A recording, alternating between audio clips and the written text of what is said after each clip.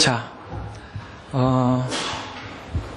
서두에 전에도 말씀드린 것처럼 마태복음이 왜 기록되었는가에 대해서 이해를 하고 마태복음을 보게 되면 그래서 이런 말들을 많이 강조했구나라는 것을 알 수 있을 것이라고 말씀을 드린 것 중 오늘도 한 가지를 더 추가해서 여러분에게 좀 말씀드리고 싶은 것은, 여러분, 우리가 구원받고 천국에 가고 하나님 앞에 선다는 것은 죄인은 서지 못하죠.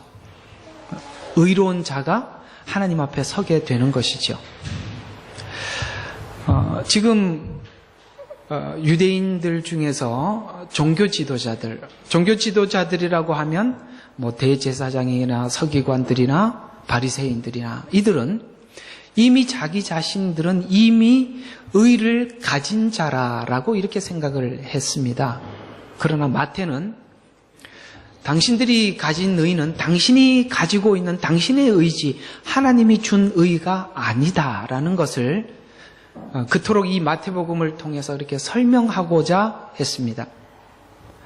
그래서 다른 복음서와 좀 다르게 이 마태복음은 특별히 예수님께서 십자가에 죽으셨던 사건이 구약에 있었던 이스라엘 백성들이 하나님 앞에 예배했던, 제사했던 성소와 지성소 사이에 어떻게 하나님께서 성소와 지성소의 구분을 없앴는가, 성소 휘장이 위로부터 아래까지 찢어져 둘이 되고, 그리고 모두가 다 우리가 하나님 앞에 나갈 수 있게 되었다는 이런 내용들은 다른 복음서에는 없고 마태복음만이 이 이야기를 하는 것은, 이 의는 우리가 하나님 앞에 우리가 만든 의로 하나님 앞에 의롭게 되는 것이 아니라, 쉽게 말해서 로마서로 말을 한다면 행위로 받는 의가 아니라 하나님께서 우리에게 주시는 의로만이 하나님이 그 의를 인정하신다라는 것을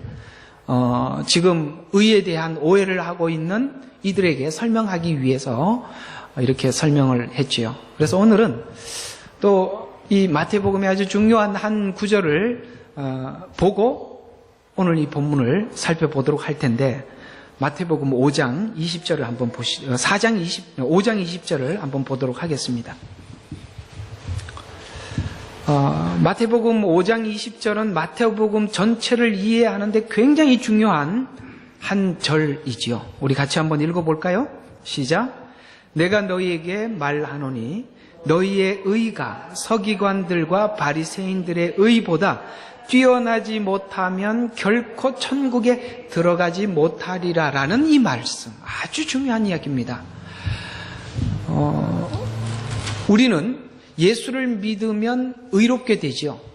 근데 이 의는 바리새인들이 가지고 있는 의와 다른 의인데, 자, 이 마태복음 아까 우리 앞에 이렇게 선포하죠. 제일 처음에 천국이 가까웠다라고 선포한 이는 침례 요한이었고, 예수님도 똑같이 천국이 가까이에 왔다고 했고, 이 가까이에 온 천국은 누가? 심령이 가난한 자가 천국이 저희 것이라고 했고, 그리고 이제 예수 그리스도를 나의 구주로 모시고 살아가는 자들이 가진 의, 그 의는 사람들에게 칭찬을 받고 인정받는 의가 아니라, 이 의는 결국 세상이 주는 의와 달라서 핍박을 받을 수밖에 없다는 거죠. 그래서 산상팔복 마지막에 8번째는 뭐예요? 의를 위해서 핍박받는 자. 이 의는 뭐예요?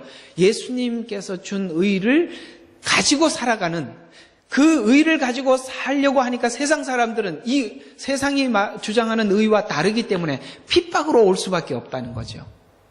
그러니까 의를 위해서 핍박받는 자들은 이미 천국이 저희 것이라. 그러니까 핍박을 받았다는 증거들은 사도들이 그러하였고, 여러분 기독교 전체 역사가 말씀하고 있듯이 모든 하나님의 의를 지키고자 했던 자들은 선지자나 사도나 혹 훌륭한 그리스도인들, 크리스찬들은 모두가 다 이 핍박받는 의에서 벗어나지 못했고, 여러분들도 정말 참된 신자로 살기를 각오했다면 분명히 여러분에게도 이 핍박받는 의가 찾아올 수밖에 없는데, 그 핍박 가운데서도 내가 믿음과 신앙을 지키기 위해서 이 핍박을 감수하고 있다면 이미 우리에게는 뭐가 있다는 거예요? 천국이 우리의 것이 되었다라고 8번째, 팔복 8번째 말씀을 하고 있는데, 오늘 이 마태는 이런 의는 천국 갈 수 없다라고 이야기한 것이 너희의 의가 바리새인과 서기관보다 낫지 아니하면이라고 이렇게 표현함으로써 이 땅에 사람이 가지고 있는 의 중에 가장 훌륭한 의는 바리새인의 의입니다. 여러분, 바리새인들 예수님이 그렇게 야단을 치고 불량한 신자로 봤다고 해서 여러분들이 바리새인들이 그렇게 불량해 보이십니까? 아닙니다. 어느 누구도 바리새인들만큼 우리가 하나님 앞에 종교적으로 올바르게 살아가는 신자들을 찾아보기는 어려울 만큼 그들의 의가 완전합니다. 서기관은 누구예요? 성경을 기록하는 사람들이에요. 그들은 성경 지식에 대해서 어느 누구도 따라올 수 없는 훌륭한 명확한 성경 해석적 지식을 가지고 있습니다. 그렇다면 오늘날 이렇게 생각해보면, 오늘 이런 사람들은 오늘 교회 안에도 많이 있습니다. 바리새인과 같이 하나님 앞에 조금이라도 흠잡고 책 잡을 것이 없을 만큼 완벽한 신앙생활을 하고자 몸부림치는 신자들은 얼마든지 우리 주변에 볼 수 있고, 성경 지식, 여러분 누구보다 탁월하고 어디를 보아도 성경을 정확히 해석해낼 수 있는 서기관들은 오늘 교회에 얼마든지 볼 수 있습니다. 그러나 그들의 의는 예수 그리스도의 십자가 안에서 은혜로 받은 의가 아니라 내가 만든 의예요. 그건 하나님 앞에 인정받을 수가 없어요. 이해가 가십니까? 쉽게 말해서 이렇게 표현하면 여러분들이 이해하기가 조금 좋을 것입니다. 어떻게 표현하면 좋냐면, 하나님은 용서해 줄 수 있는 분이세요. 하나님은 우리를 용서하시려고 하시는 분이세요. 그러나 용서받으려고 하는 사람이, 용서해 주려고 하는 사람이 요구하는 대로 용서를 받으러 오는 것이 아니라 자기 멋대로 준비해서 이렇게 하면 용서해 주셔야 합니까? 이렇게 했으니까 용서해 주셔야 되지 않겠습니까? 라고 용서의 방법을 자기가 정해서 가지고 간다면, 설명을 잘했는지 잘 모르겠습니다. 자기가 만든 방법으로 용서해달라고 가지고 간다면 그건 용서해 줄 사람이 요구한 사항이 아니라 이 말이에요. 지금 바리새인들과 서기관들의 의는 자기가 이렇게 하면 하나님께서 용서하시겠지, 이렇게 하시면 의롭다라고 말씀해 주시겠지라고 생각한 자기 생각 속에서 나온 발상이라 이 말이에요. 너무나도 어떤 사람은 하나님이 정해놓은 대로 하지 않고 자기가 만든 신앙을 가지고 있는 사람이 있고, 어떤 사람은 성경 지식은 있는데 로마서 10장에 보면 이 서기관, 이스라엘 백성들이 실수가 뭐냐면 자기 의를 세우기 위해서 억지로 하나님의 의를 부인했단 말이에요. 서기관들이 해석한 성경은 전부 다 자기 의를 세우기 위한 방법으로 성경을 해석했기 때문에 성경 해석에 하나님이 요구한 그 의를 발견하기에는 눈이 어두웠다라는 얘기예요. 이건 오늘날 우리 모두가 의를 추구하고 구원을 하나님 앞에 요청하는 우리들에게 심각하게 고려해 봐야 할 중요한 사항입니다. 여러분, 그래서 우리는 좌로나 우로나 치우치지 말라고 한 것이, 우리는 좀 더 하나님 앞에 열심히 제대로 해보려고 하지만 하나님의 의중을 모르고 하면 그건 전부 다 내가 하는 것이지 하나님께서 하라라고 말씀하신 그대로 따라오는 것이 아니라 이 말이에요. 그래서 성경을 많이 안다고 해서 믿음이 좋은 것도 아니고, 내가 더 하나님 앞에 완벽한 신자가 되고자 한다는 것도 하나님이 요구하지 않는 엉뚱한 다른 방향으로 갈 수 있다는 사실에 대해서 우리는 이 균형을 잡는 것이 얼마나 중요한가라는 부분에 대해서 우리는 다시 한번 깊이 인식해 볼 필요가 있어요. 그래서 오늘 이런 사실들을 좀 염두를 하시고 오늘 애통하는 자가 복이 있나니 뭐예요? 위로를 받을 것이며 라고 이 짤막한 한마디가 오늘 우리에게 어떤 것을 말씀해 주시고자 하는가에 대해서 우리가 함께 생각해 보도록 하겠습니다. 여러분, 복음이 내 속에 들어오면, 말씀이 내 속에 들어오면 마음에 나타나는 증세 중에 하나가 뭐냐면 애통하는 마음입니다. 이것은 당연히 죄를 가지고 있는 죄인의 증상 중에 하나가 애통으로 나타난단 말이에요. 그렇게 나타나는지 한번 볼까요? 자, 사도행전 2장 36절, 37절 여기에 이렇게 말씀하고 있죠. 이스라엘의 온 집이 분명히 알 것은, 자, 이스라엘 온 집에게 분명히 너희가 알아야 할 것이 있다. 그러면서 너희가 십자가에 못 박은 예수를 하나님께서 뭐가 되게 하시려고? 주와 그리스도가 되게 하시려고. 여러분 있잖아요. 바리새인들은 하나님 앞에 의롭다함을 받을 수가 없는 이유가 뭐냐면 자기가 만든 의예요. 주님이 내 주가 아니에요. 내가 나의 주예요.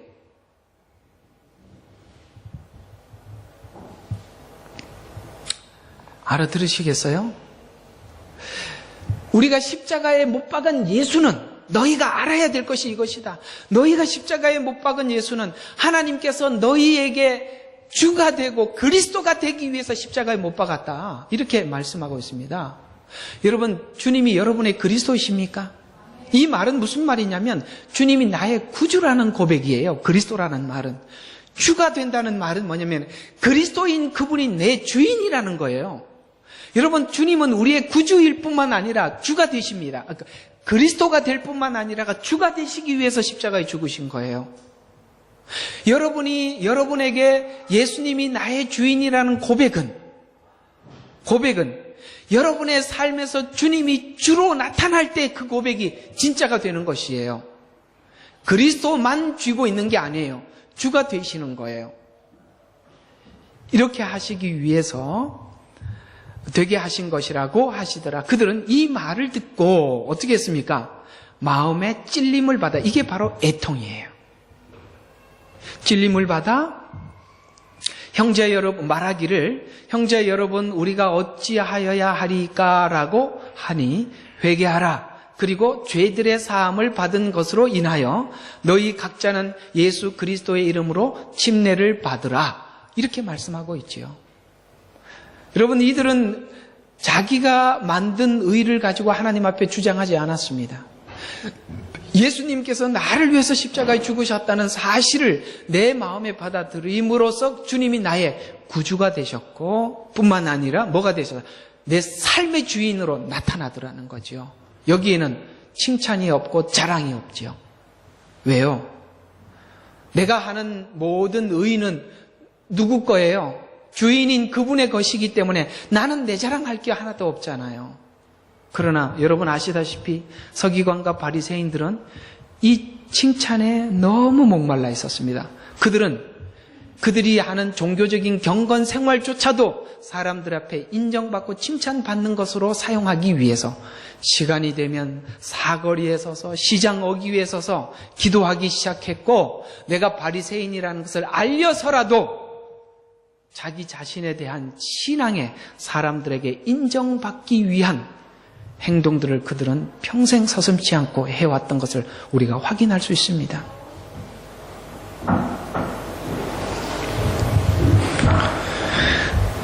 이런 것처럼 여러분 애통하는 자, 복음답게 내 속에 십자가로 찾아온 자들에게는 마땅히 애통이 있게 되고 그 애통은 위로로 가게 되는 것입니다. 그 위로에 관한 이야기는 마지막에 제가 좀 더 말씀을 보충해 드리도록 하겠습니다.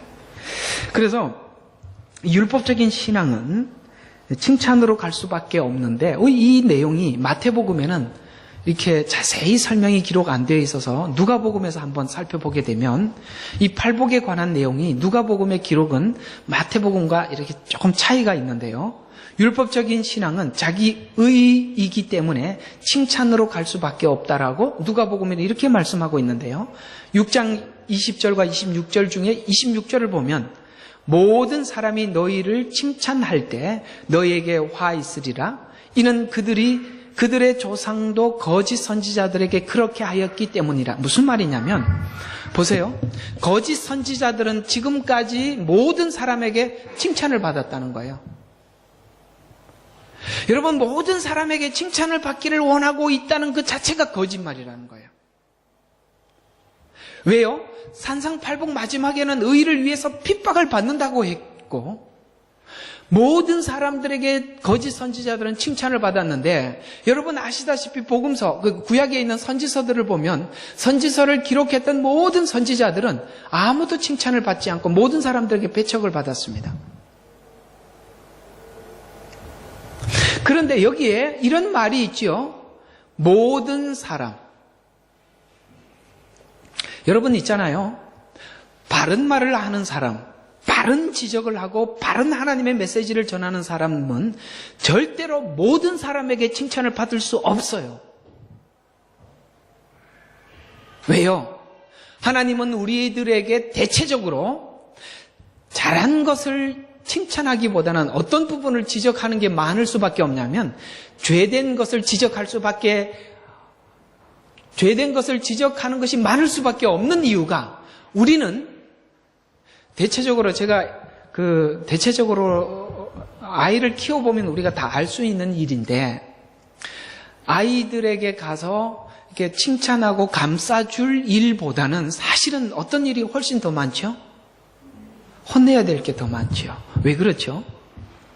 훨씬 더 우리는 마음이 선하지 않습니다. 악을 빨리 배우게 되고, 그 빨리 배우는 악을 우리가 빨리 악을 배우는 걸 보면 괴롭지 않습니까? 그러니까 그걸 그냥 둘 수가 없어서 어쩔 수 없이 칭찬보다는 책망을 더 많이 할 수밖에 없어요. 그래서 여기 보면 거짓 선지자들은 모든 사람에게 칭찬을 받았어요. 그렇다면 그들이 전한 메시지들은 어떤 내용이었겠습니까? 그 모든 사람들이 원하는 메시지만 전했다는 거예요. 그렇기 때문에 그들에게 칭찬을 받을 수밖에 없었다는 거예요. 그러나 참 선지자들은 죄를 지적할 수밖에 없었고, 죄를 지적할 때는 모두가 죄를 돌이킬 마음이 없는 사람들에게는 그것은 아픈 이야기예요. 아무도 그 참 선지자들의 죄를 지적하는 내용을 수용할 마음이 없는 사람들이 받을 때는 어떻게 해야 되죠? 그를 도리어 욕을 해야죠. 당신이 틀렸다고 말을 해야 되지 않습니까? 그러니까 어떨 수밖에 없죠? 핍박을 받을 수밖에 없지요. 바로 이런 거예요. 여러분, 복음이 내 속에 있고 하나님의 말씀이 내 속에 떨어지면 반드시 그 신자는 애통하게 돼 있어요. 애통하지 않는다? 그거는 자기 자신에 대해서 자각하지 못했기 때문에 나타나는 일들이지, 자기 자신에 대해서 충분히 자각을 하기 시작한다면 우리 모두 다 애통할 수밖에 없습니다. 여러분 스스로에게 한번 질문을 해보시죠. 여러분 애통해 보신 적이 있으신가요? 뿐만 아니라 지금 애통하고 계십니까? 그렇게 눈만 멀뚱멀뚱 하시죠? 애통하세요? 괴로우세요? 아무렇지도 않으세요? 그럴 수는 없어요. 그러나 애통은 애통으로 끝나지 않는다는 소망이 있습니다. 애통은 반드시 위로가 있습니다. 그래서 6장 21절을 보면 지금 굶주린 자와 지금 배부른 자를 이렇게 비교하고 있는데요. 6장 21절에 보니까 지금이라는 것은 바로 예수님 오셨을 때 그 당시의 상황이에요. 지금 굶주린 너희는 복이 있나니 너희가 배부를 것이며, 지금 굶주린 자들은 배부름이 반드시 올 것인데, 누가복음 6장 24절과 25절에 보면 부자들아 라는 이 부자는 무슨 말이냐면 넉넉하다고 여겨지는 자들, 여기서 말하는 물질적이고 재정적인 부자가 아니라 의에 풍족하다고 여기는 자들을 이렇게 표현하고 있죠. 너희에게 화가 있으리라. 이는 너희가 너희의 위로를 이미 받았기 때문이라. 그렇죠. 위로를 이미 받았으니까 배부르죠. 여러분 모든 사람들이 인정하고 칭찬하면 배부르죠. 넉넉하죠. 그건 여러분이 얼마나 위험한지 아시죠? 아멘 좀 해보시죠. 이거 표정을 보면 무서워서 설교를 못하겠어요. 여러분, 넉넉하다고 하는 것, 칭찬을 받는 것이 얼마나 위험한지 아시죠? 거기에 목마른 게 얼마나 불안한지 아시죠? 그게 정말로 위험한 거거든요. 그게 얼마나 위험한지 이렇게 설명하고 있습니다. 배부른 너희에게 화가 있으리라. 잘 들으세요. 화가 있대요. 너희가 굶주릴 것이며, 그 다음에 뭐예요? 지금 웃는 너희에게 화 있으리라. 너희가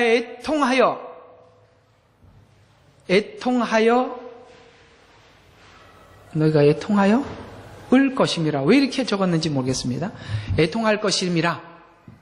언제요? 마지막 날. 여러분, 우리 고린도전서 하면서 고린도 교인들에게 바울이 이렇게 설명한 부분들을 기억하실지 모르겠습니다. 이미 너희는 배부르고 이미 풍족하고 그러나 나는 정처가 없고, 이런 표현 이게 대조적으로 쓴 거 아시죠? 고린도전서에. 여러분, 이미 배부를 수 없는데 그들은 이미 배부르다고 생각을 하고 있습니다. 여러분 자신이 하나님 앞에 배고픈 증세가 애통으로 나타난다는 사실을 기억하시기 바랍니다. 여러분, 지금 배가 고프셔야 해요.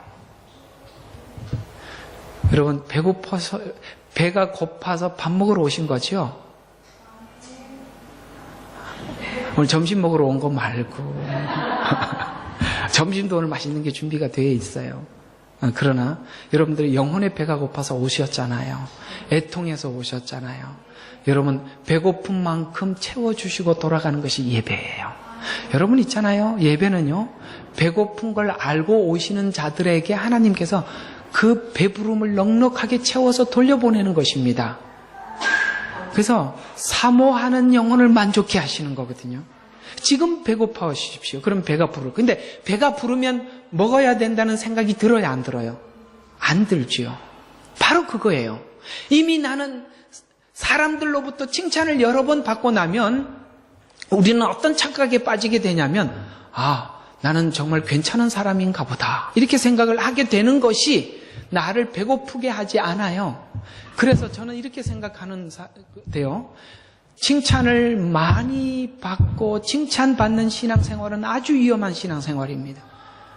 할 수 있으면 칭찬받을 것도 야단을 쳐야 돼요. 있잖아요. 그런 걸 많이 하면 정말 사람을 버립니다. 영적으로도 사람을 버리는 거예요. 그것이 현실적으로 이렇게 표현되고 있어요. 요한계시록 3장 17절과 20절에 이렇게 말씀하고 있어요.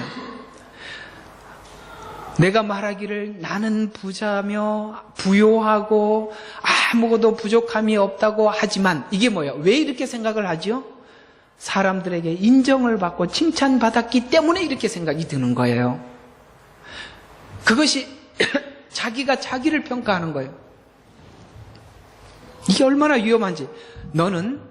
그러나 뭐라고 이야기인가? 너는 비참하고 가련하며 가난하고 눈멀고 헐벗은 것을 알지 못하는도다. 알 수 없을 수밖에 없지요. 왜요? 자기는 부요하다고 생각하는데 당신은 가난합니다. 이해가 가요, 안 가요? 안 가요.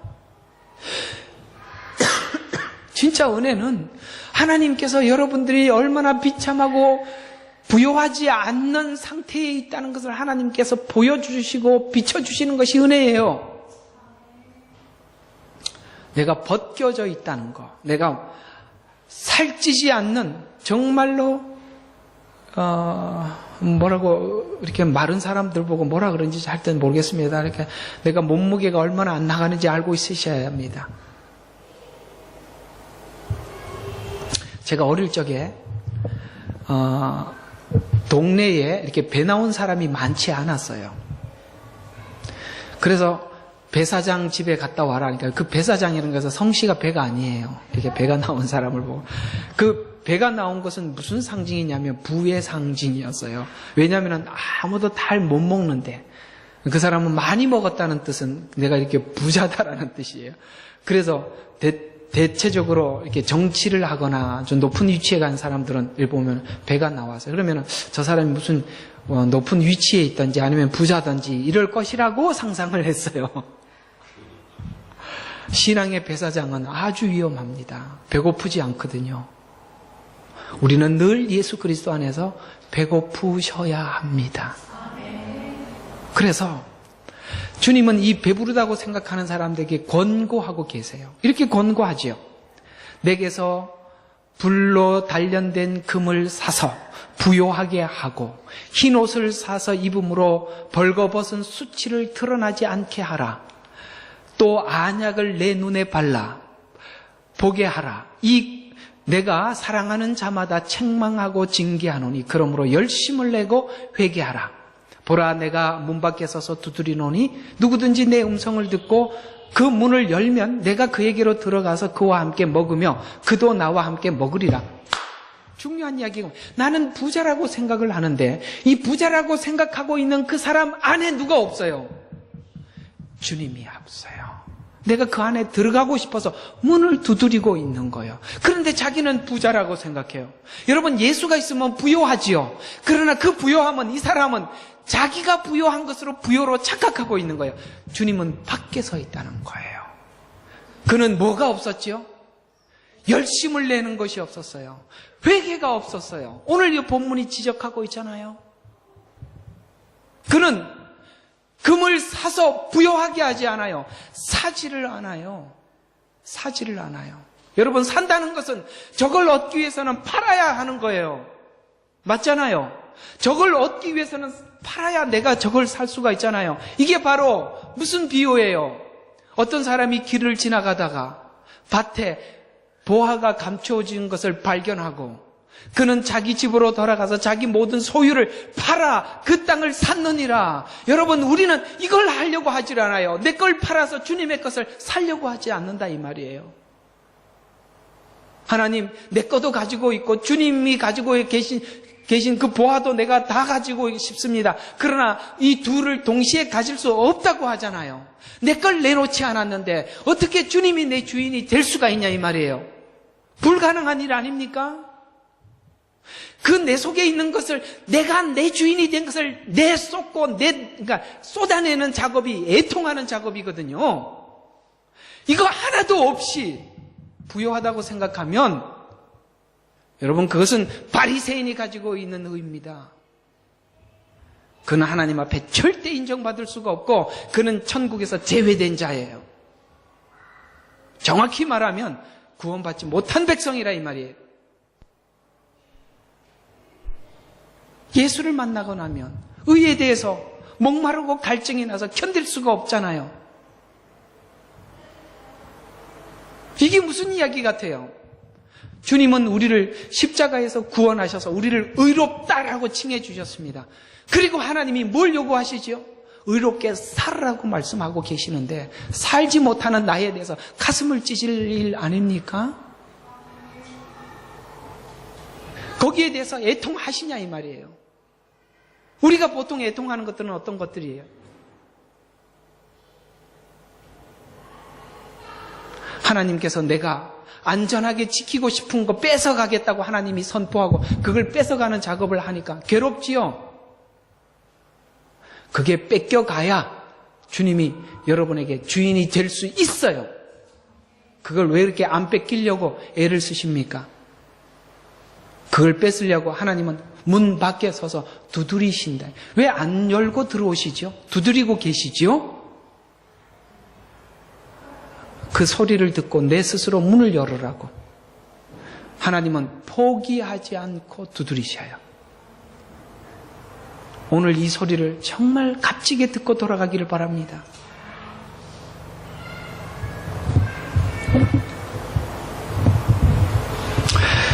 애통하는 마음은 이렇게 성경은 잘 설명해 가고 있습니다. 시편 51편 1절과 17절 거기서 좀 필요한 부분만 이렇게 뽑아봤습니다. 오 하나님이여 주의 자애하심을 따라 나에게 자비를 베푸소서.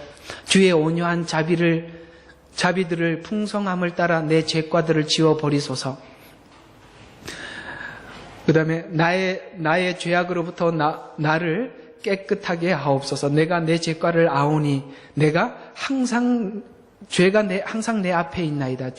주만을 기억하여 내가 죄를 지었으며 주의 목전에서 이 악한 행실을 행하였으니 주께서 말씀하실 때에 의롭게 되시고 주께서 판단하실 때 순전하리다. 아멘이시죠? 주님이 의롭게 하신다는 거예요. 주님만이 의롭게 하신다는. 그러면서 여기 왜 더 없네? 이걸 안 했네요. 이 중요한 이야기를 제가 그냥 읽어드려야 되겠습니다. 그 뒤에 거를 제가 복사를 안 해서 계속 좀 읽어볼게요. 오 하나님이여, 내 안에 깨끗한 마음을 창조하시고, 이 창조라는 단어를 딱 여러분이 악셉해놓고 들으십시오. 내 안에 바른 영을 새롭게 하소서. 주의 구원의 기쁨을 내게 회복시키시고 주의 자원하는 영으로 나를 붙드소서. 주께서 희생제사를 원치 아니하시나이다. 그렇지 아니하면 내가 그것을 드렸으리이다. 주께서 번제도 기뻐하지 아니하시나이다. 하나님의 희생제들은 상한 영이니 오 하나님이여, 주께서 상하고 참내하는 마음을 멸시지 아니하실. 자, 여기 보면 하나님, 나는 정말 죄밖에 없습니다. 나는 하는 행동들이 원래 쌓여있는 게 죄고 행동하는 걸 보니까 나는 죄밖에 없습니다. 그래서 잘 들어봐요. 하나님이 내 안에 정한 마음을 창조해달라. 자, 이 창조라는 단어가 느닷없이 등장하는가? 아주 중요한 의미에서 등장하고 있는데, 창조라는 말은 원래 내게 없었다라는 증거예요. 여러분, 우리 있잖아요. 선한 마음이 내게 있다고 생각하십니까? 원래 없어요. 창조해야 할 만큼 없어요. 제가 어떻게 보다가 유튜브에 이런 제목이 있어서 보게 됐는데 아주 충격적인 내용이었어요. 어떤 한 40대 쯤 되는 어떤 여성이었어요. 그 여성이 이렇게 세상을 향해서 주장하고 있었어요. 인간은 선하다. 그러니까 쉽게 말해서 우리 신학으로 말하면 성선설이냐, 원래 인간이 선하냐 악하냐, 이 부분에 대해서 성선설을 주장했던 사람이에요. 인간은 원래 선하다. 그래서 자기가 인간이 선하다는 것을 증거해 보이겠다고 여행을 떠났어요.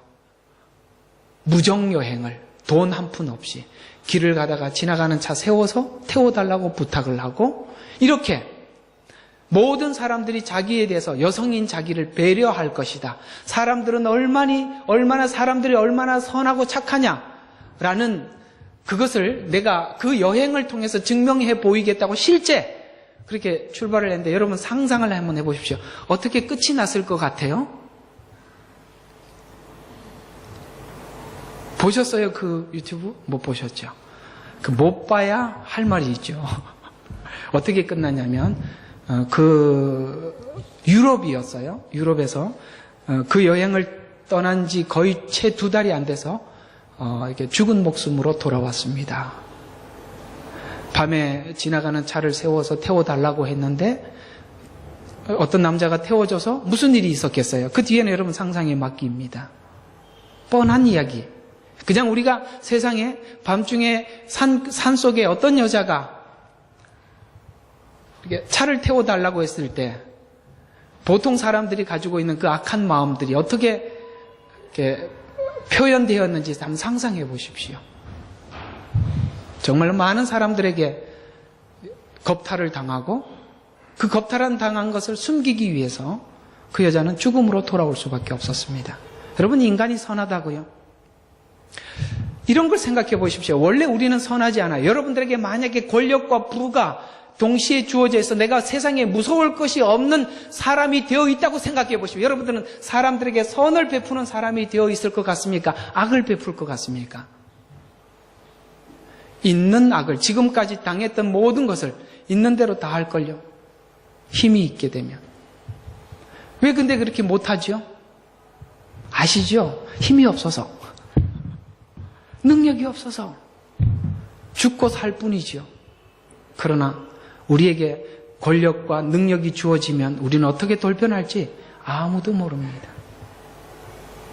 아마 여러분들에게 그 모든 것이 충분히 주어졌더라면 오늘 이 자리에 나왔을까? 이 말씀에 귀를 기울일까? 아마도 아닐 겁니다. 바로 그거예요. 우리 인간은 선하지 않습니다. 그래서 바울이 뭐라고? 바울이 아니죠. 다윗이죠. 다윗이 지금 하나님 앞에 뭐라고 외치고 있죠? 창조해달라고. 그걸 발견했다는 거예요. 그걸 발견했다는 거예요. 내 속에 죄밖에 없어서 나오는 게 죄다. 바세바 사건 이후에 지금 고백하는 고백이에요. 하나님, 나는 믿음이 있다고 생각하고 믿음을 그렇게 표현하는 사람인 줄 알았는데 내가 보니까 여유 있고 힘이 있고 능력이 있으니까 하는 짓이라고는 바세바 데리고 와서 내가 원하는 걸 내 욕구 채우기 위해 급급한 그 욕구를 채우기 위해서 그렇게 나쁜 짓, 그 누구예요? 우리아를 전쟁에 가서 일부러 죽게 만드는 이런 악한 일을 하는 나 존재라는 사실을 발견하고 난 너무 놀랐어요. 하나님, 나에게는 아무 선이 없다는 걸 알게 되었습니다. 창조해 주세요라는 이 창조라는 단어를 깊이 여러분이 인식하시기를 주의 이름으로 축원합니다. 없어요. 우리는 사실 없어요. 무섭지요. 하나님께서 우리에게 이렇게 저렇게 우리의 능력이 없고 하나님께 구할 수밖에 없는 상황으로 우리를 몰고 가지 않으면 우리는 금방 타락해버리고 하나님 앞에 너무 하나님조차도 하찮은 존재로 여길 것이 뻔한 게 바로 여러분과 저의 처지라는 사실을 깊이 인식하시기를 주의 이름으로 축원합니다. 그래서 성도들 마음속에는 두 마음이 함께 있어서 감사와 애통이 동시에 나오게 되어 있어요. 로마서 7장 18절과 25절에 보면 내 안에 선한 것이 거하지 않은 줄 아노니. 어때요? 지금 바울이 아니죠. 왜 바울을 다윗이라고 그러고 다윗을 바울이라고 그런지 모르겠습니다. 지금 바울이 말한 이 고백과 아까 시편 51편에 말한 다윗의 고백은 똑같은 이야기 아닙니까? 그렇죠? 내 안에 선한 것이 거하지 않은 줄 내가 아노니 원함은 내게 있으나. 왜 원함이 생겼어요? 하나님을 알고 나니까 원함이 있어서 애통하는 거예요. 전에는 원함이 없었다고요. 여러분 있잖아요. 선을 향한 갈망, 의를 위한 삶의 욕구는 하나님이 내 속에 들어온 자들에게 생겨지는 현상일 뿐인 거예요. 우리가 자연인이었을 때는 이런 욕구가 없어요. 뭐 때문에 속상하냐면 내가 남한테 지고 들어온 것 때문에 이를 갈고 살잖아요. 그때 내가 이렇게 맞받아 쳐야 되는데 그거 못한 것 때문에 집에 와서 울분이 왜 못 받아쳤냐면 힘이 없어서. 조금만 기다려라. 이를 악물고 내가 어떤 사람인지 증거를 보이겠다 하면서 막 그냥 이를 알고 사는 게 원래 자연인의 모습이 죄된 모습인데 지금은 뭐 때문에 괴로워하냐면 내 속에 선한 것이 있는데 그게 안 되는 것 때문에 괴로운 거. 이게 바로 애통이에요. 그 얘기잖아요. 원함은 내게 있으나 선한 것이 어떻게 행하는 것인지 알지 못하노라. 왜냐하면 해본 적이 없으니까 어떻게 하는지 몰라. 그래서 원하는 선은 행하지 않고 원치 아니하는 악을 행하는 도다. 내가 한 법을 발견하였네. 이 애통하는 마음에서 이 애통하는 마음에 하나님, 내가 선하게 살고 싶은데 그게 안 됩니다 하라고 하나님 앞에 몸부림치다가 뭘 발견하게 됐어요? 예수님을 발견하게 된 거예요. 바로 그거예요. 여러분의 인생에 애통을 주시는 것은 정말 축복입니다. 여러분, 애통은 하나님이 여러분에게 여러분의 영혼에 시동을 거는 거예요.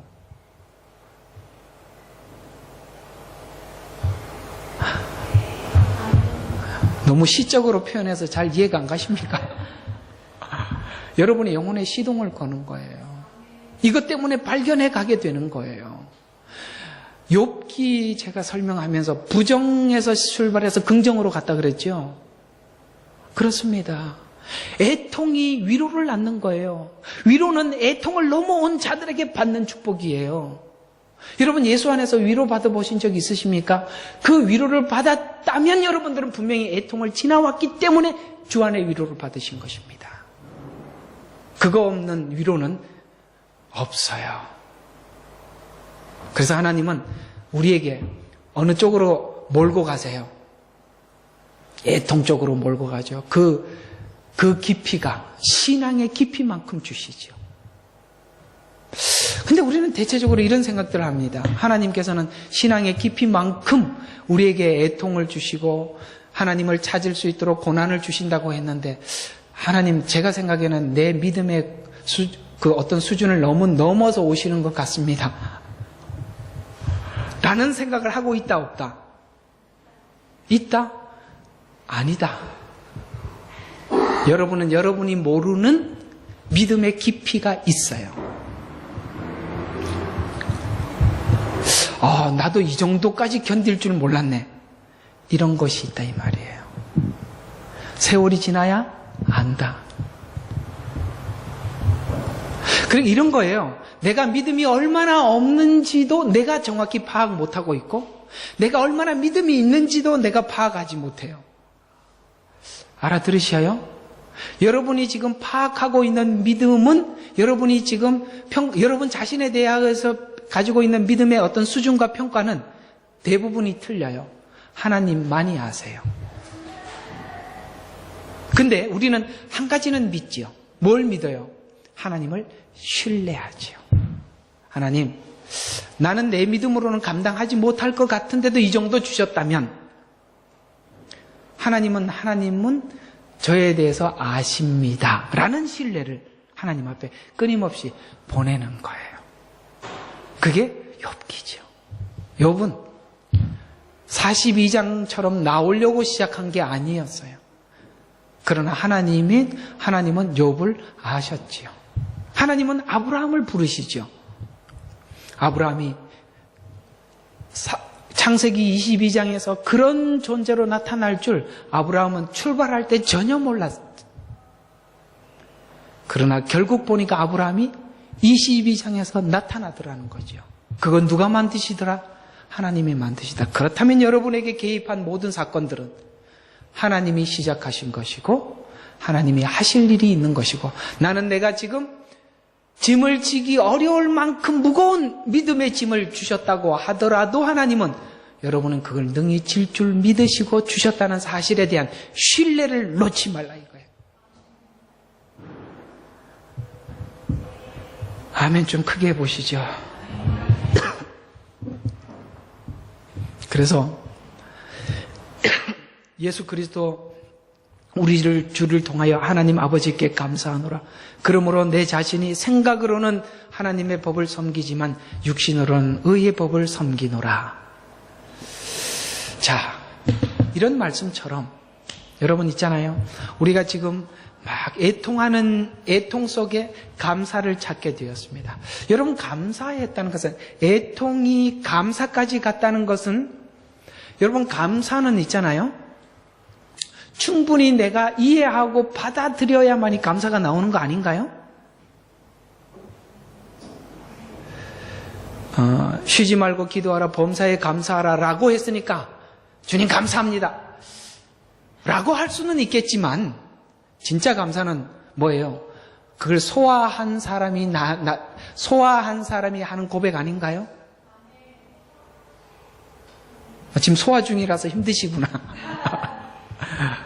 그런데 그 소화 중에 그 감사로 가는 길목에 반드시 무엇이 감사를 만드냐면 위로가 감사를 만드는 거예요. 위로. 하나님은 우리에게 애통과 고난을 주는 것으로 끝이 아닙니다. 그것을 가지고 우리에게 뭘 품게 만드시냐면 캐션을 만드셔요. 그리고 하나님은 정확한 점을 찍으세요. 답을 주세요. 거기에 우리는 아하 하는 감사가 있어요. 아하 하는 위로가 있어요. 그거였구나 하고 하나님을 기뻐 감사하고 찬양하는 날이 올 거예요. 여호와께 감사하라. 그는 선하시고 인자하심이 영원함이로다. 이건 시편의 어떤 사람의 고백일, 어떤 사람의 고백일 고백이라고 생각하십니까? 아니요. 우리 모든 자들을 하나님이 개개인에게 그런 고백이 하나님 앞에 저절로 찬양으로 하나님 앞에 돌리도록 하나님은 모두에게 이걸 받아내실 것입니다. 그걸 받아내기 위해서는 우리는 어디로 들어갈 수밖에 없어요? 애통으로 들어갈 수밖에 없어요. 애통은 위장된 축복인 거예요. 얼마나 감사해요. 가만히 내버려 둔 것처럼 비참하고 불쌍한 게 없어요. 하나님이 나에게 아무것도 하지 않아. 그 편해 보이세요? 백수가 좋으세요? 집에서 맨날 노는 사람이 그렇게 부러우세요? 신앙의 백수가 좋으십니까? 하나님이 내게 아무것도 하질 않아. 그래서 나는 매일 행복해. 그 뭐가 행복한지는 잘 모르겠어요. 근데 왜 행복하냐라고 물어보면 하나님께서 내가 좋아하고 내가 원하는 것을 잘 지켜주셔서 행복하대. 알아들으세요? 내가 좋아하는 것을 내가 잘 지켜줘요. 그래서 하나님 울타리를 딱 쳐놨는데 그 울타리 안에 것을 하나님이 안 걷어가셔. 너무 행복해. 그게 행복할까? 히브리서 11장에 12장에 보면 징계가 없으면 사생자라고 했는데 주인이 둘이 될 수가 없는데 내가 다른 것을 주인 삼아 내가 끌어안고 있는데 하나님이 이걸 가지고 갈 생각을 안 하셔. 행복하세요? 그거는 심각한 문제지요. 하나님이 아무 일도 하지 않아요. 하나님은 무슨 이야기냐면 왜 이 작업을 하지 않느냐면 질투도 안 하시고 계신다는 거예요. 왜 질투 안 하고 계시죠? 그럼요. 사랑하지 않으니까 아무것도 안 하고 계시는 거예요. 하나님은 하나님과 다른 것을 동시에 가지고 계시는 꼴을 못 보시는 거예요. 그래서 질투로 하나님께서 그 선언과 시작을 선포하신 거예요. 그렇다면 언젠가 이것을 가지고 가신 하나님 앞에 감사하며 위로를 받을 것입니다. 하나님 잘 가지고 가셨습니다. 가만히 보니까 내가 끌어안고 있었을 때는 얼마나 불안했는지 모르겠는데 하나님 앞에 드리고 나니 하나님이 너무 관리를 잘하세요. 야, 이건 그래서 저는 이게 청년들하고는 말이 잘 안 통하는 것 같아요. 청년들은 아직도 뭐가 될 것 같지요. 살아봐라 살아봐. 그게 아니라는 걸 알 날이 올 거예요. 근데 오래 살았는데도 안 된 분들 하나님께서 더 이상 볼 수가 없어서 시작하신 것이고요. 그렇다면 우리는 하나님 손 안에 있다는 증거 아닙니까? 그러면 됐지요. 하나님 손에 있다면 하나님은 아무리 부정적인 걸 가지고 가셔서도 우리에게 유익한 것으로 돌려주실 줄로 믿기 때문에 오늘 하나님을 신뢰하죠. 대부분은 우리는 엉터리로 응답을 하고 엉터리로 하나님 앞에 대꾸하는데 하나님은 결국은 하나님 손 안에서 그래서 이런 일이 한번 있어요. 그 피아노에 아주 그 거장이 있었어요. 그 피아노의 거장이 피아노를 치려고 하는데 어떤 키 작은 꼬마 아이가 피아노가 있으니까 피아노를 치러 온 거예요. 그냥 막 띵띵띵 많은 사람들이 연주회를 시작하려고 피아노에 앉아 있었는데 꼬마 아이가 와서 그 엄마가 애를 잘 봐야지 거기 와서 피아노가 있으니까 여기저기 막 치는 거예요. 순 엉터리 화음을 넣고 치는데 그 거장 피아니스트는 그 엉터리 화음을 넣는데 그 옆에다가 화음을 넣어서 아름다운 소리로 만들어내는 거예요. 우리는 피아노니까 여기 쳐보고 저기 눌러보고 신기해서 막 치는 거야. 거기는 아무 음악성도 없는 피아노 건반을 눌러대지만 하나님은 거기에다가 화음을 넣으셔서 아름다운 소리를 만들어내시는 그 하나님이라는 사실을 믿고 우리는 하나님 앞에 할 수 있는 것은 오직 그분을 신뢰하는 것, 그분을 믿는 것. 하나님께서 어느 날 아브라함에게 나타나셔서 아브라함아, 네가 아끼고 사랑하는 이삭을 내게 다오. 여러분, 우리는 자꾸 믿음을 하나님 앞에 드리는 거라고 생각을 해서 아브라함이 이삭을 드렸대. 얼마나 위대한 신앙이야. 이렇게 외치겠지만 사실 깜짝 놀랄 일은 하나님이 아브라함에게 이삭을 드리라고 말한 것에 우리는 너무 놀랄 수밖에 없는 거죠. 들은 게 놀란 게 아니라 달라고 하는 하나님이 황당한 거죠. 하나님도 우리에게 가끔씩 우리가 가지고 있는 이삭을 달래요. 그때 우리는 다른 거는 다 내줄 수 있어도 요거는 못 내주리라고 생각을 했는데 그 달라는 소리에 너무 소스라치게 놀라. 지금도 소가리를 하고 있고 가슴을 찢고 있지요. 그러나 주님은 이상하게 드리고 나니까 살려서 돌려주시더라는 거죠. 뿐만 아니라 이삭은 평생 그는 하나님 안에서 죽은 자로 살아서 아무도 그와 부딪히는 사람이 없이 형통한 가나안 생활을 했다는 사실을 아십니까?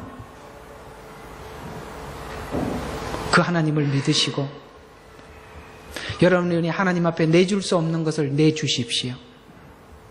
하나님은 그걸 받으시고 잘 만드셔서 다시 여러분에게 돌려주실 때 정말 값지게 만들어서 돌려주실 것입니다. 오늘 말씀들을 이렇게 한번 정리를 해보도록 하겠습니다. 마태복음 5장 46절과 47절에 이런 말씀이 있습니다. 너희가 너희를 사랑하는 사람을 사랑하면 무슨 상을 받으리요? 세리들도 그같이 하지 아니하느냐?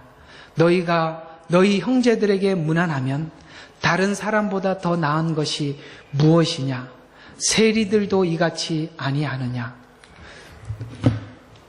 여러분, 여기 보면 너희 형제들에게 무난하면 다른 사람보다 더 나은 것이 무엇이냐라는 이 말. 이게 무슨 이야기냐면 세상 사람들과 너와 무슨 차별이 있느냐 이런 말이겠죠. 세상 사람들도 세리들이 사람들이 다 욕하는 세리도 자기가 사랑하는 사람, 자기가 챙겨야 될 사람은 챙긴단 말이에요. 우리가 그 수준에서 벗어나지 못하는 의로운 생활이라면 너희가 세상 사람들하고 너하고 무슨 차이가 있냐라고 질문하는 건데, 그래서 오늘 여기 있는 질문의 핵심이 뭐예요? 다른 사람보다 더 나은 것이 무엇이냐라는 질문인데, 여러분이 세상 사람들과 다른 어떤 좀 차이를 둘 수 있을 만한 의로운 삶이 뭐가 있어요?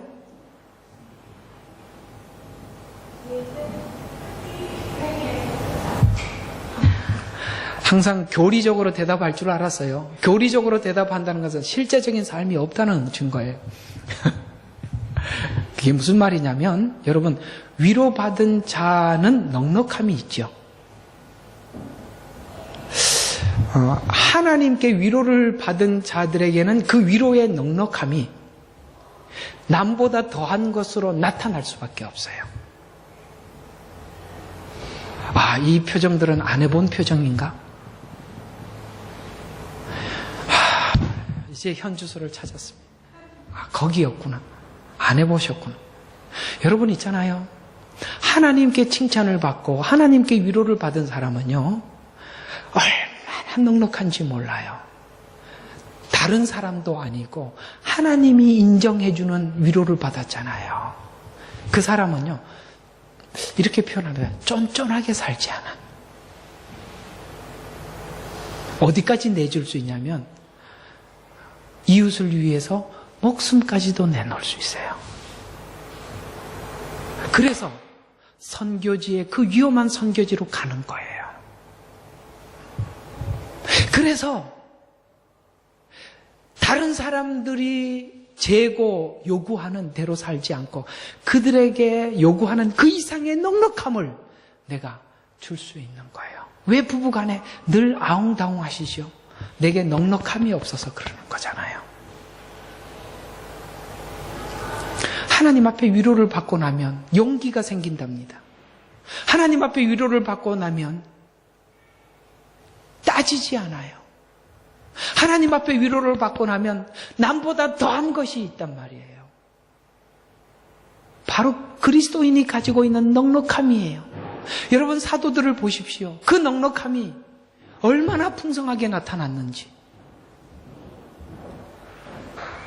그 넉넉함이 나타나기 위해서는 하나님께서는 여러분을 위로하시기를 원하시는데, 위로를 받으려면 애통한 제목이 있어야 위로를 받을 거 아닙니까?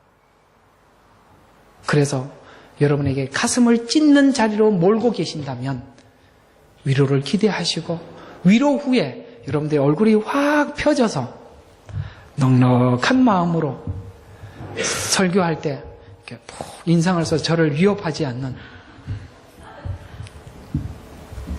그런 웃는 모습으로 우리 하나님 앞에 예배하고 감사하고 찬양하는 그날이 오게 될 줄로 믿습니다. 기도합시다. 하나님 감사합니다. 오늘 우리가 애통합니다. 우리가 너무 괴롭습니다.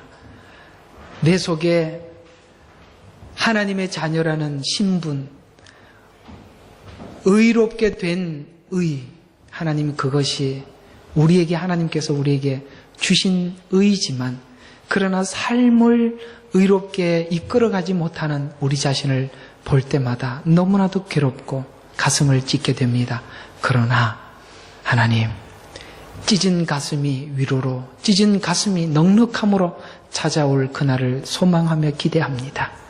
하나님, 오늘 주께서 우리에게 말씀하시기를 지금 울라, 지금 배고파라, 지금 우는 자들은 웃는 날이 올 것이고 지금 배고픈 자들은 배부른 날이 올 것이라고 말씀하신 것처럼, 하나님 오늘 배고픈 우리의 영혼에 배부름으로 채워주시고, 하나님 우는 우리의 눈물에 웃음으로 찾아오게 될 하나님을 신뢰합니다. 지금 고통스러운 이 순간을 믿음으로 잘 이기고 극복하여 하나님 언젠가 그 넉넉함으로 이웃에게 찾아갈 우리 모두를 기대하며 오늘 앞에 하나님 앞에 기도하며 소망을 갖습니다. 이제는 우리 주 예수